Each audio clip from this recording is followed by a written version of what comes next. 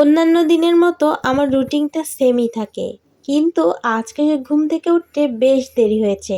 কারণ সূর্য মামার দেখা দুপুর ১টার পরেই পেলাম। এত বেশি কুয়াশা ছিল সকাল থেকে, কি আর বলবো। সো হ্যালো এভরিওয়ান, আসসালামু আলাইকুম। কেমন আছেন সবাই?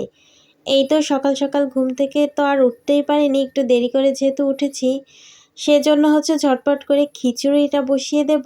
আর খিচুড়ি আমাদের বাসায় কম বেশি সবাই পছন্দ করে। তবে খিচুড়ি রান্না করতে তেমন একটা ঝামেলাও হয় না। তার ঝটপট করে খিচুড়িটা বসিয়ে দেব।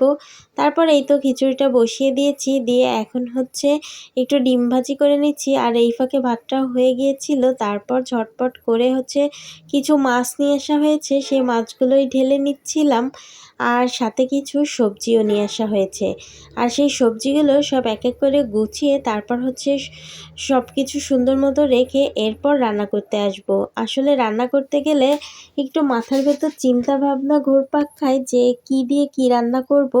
এজন্য একটু টাইম লাগে। তো আজকে অনেক ধরনের সবজি কেনা হয়েছে। আমার তো বাজার করতে ভীষণ ভালো লাগে।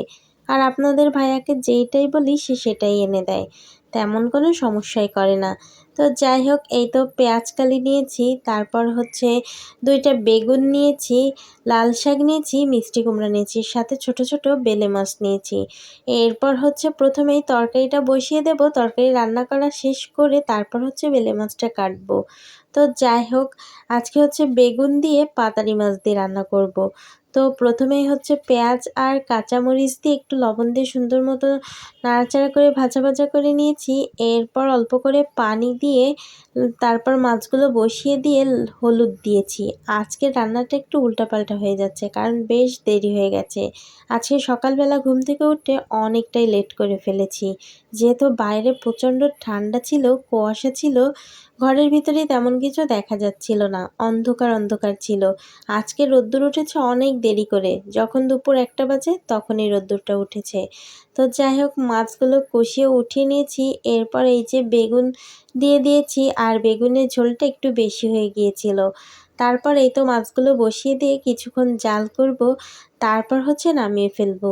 বেগুনের তরকারিটা মাশাআল্লাহ আমার ভীষণ ভালো হয়। আমি বেগুনে একটু জিরা রসুন আদা বাটা দিই, আর ঝাল লবণটা একটু টান টান দিই, এজন্য খেতে বেশ মজাই লাগে। তারপর এই তো কিছু ধনিয়া পাতা দিয়ে দিয়েছি, আর ধনিয়া পাতাগুলো ফ্রিজে থেকে একদম লেটকা মেরে গেছে। তো যাই হোক, পাশের চুলায় বসিয়ে দিয়েছিলাম। এই চুলাটাতে কী যে একটা সমস্যা হয়েছে কি বলবো, তেমন একটা জালই জ্বলে না।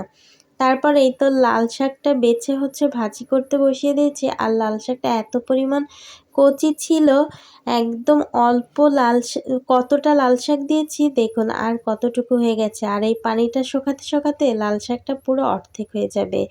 তারপর এই তো লাল শাকটা বাগার দেবো, সেদ্ধ তো হয়েই গেছে। এখন পেঁয়াজ রসুন আর কাঁচামরিচ দিয়েছি, এইটা দিয়েই বাগারটা দিব। এখন একটু লাল লাল করে ভাজি করে নিয়েছি। আর এর ভেতর এই যে লাল শাকটা দিয়ে দেবো। দেখুন কতটুক হয়ে গেছে, কতটা লাল শাক ছিল, বড় বড় 2 আঁটি। তারপর যাই হোক, শাকটা ভাজি করতে করতেই আজকে বিদায় নিয়ে নেব। দেখা হবে অন্য কোনো ভিডিওতে। সেই পর্যন্ত সবাই ভালো থাকবেন, সুস্থ থাকবেন। আল্লাহ হাফেজ, আসসালামু আলাইকুম।